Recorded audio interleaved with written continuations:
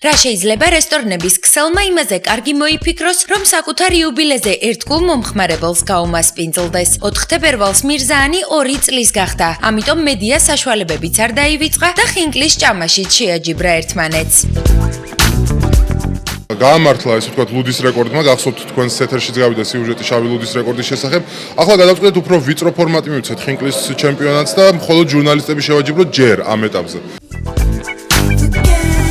ქართული ტრადიციული სამზარეულოს ჭეშმარიტი მოყვარულებისათვის ფორმაში ყოფნა ცოტა არ იყოს რთულია, თუმცა აღმოჩნდა, რომ ბევრი ამასაც ახერხებს.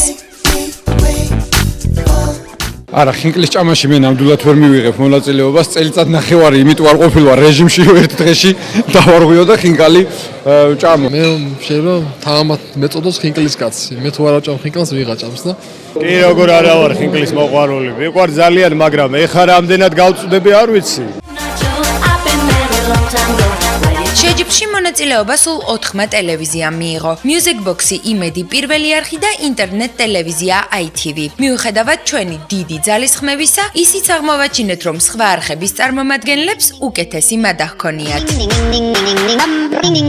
როგორც გავიგე 2 წუთსა და 17 წამში შევჭამეთ 20 ხინკალი. ყველაზე სწრაფად 20 ხინკალი წუთსა და რამოდენიმე წამში ITV-ს ოპერატორებმა მიირთვეს. უფრო სწორედ მსუბუქად წაიხემსეს. ვიყავით სუფრაზე, მოხვდით და მომერიდა და 18 წელი რო შევჭამე გავჩერდი. კარგად მშვენივრად გზნობ თავს და კიდე შევჭამდი. აქ სტანდარტულის ნაცვლად საზეიმოდ ხინკლის ფორმის ტორტი გაჭრეს. მირზაანი ხომ ტრადიციულ სამზარეულოსთან ერთად ერთგულ კლიენტებს ყოველთვის არატრადიციულ სიურპრიზებს თავაზობს.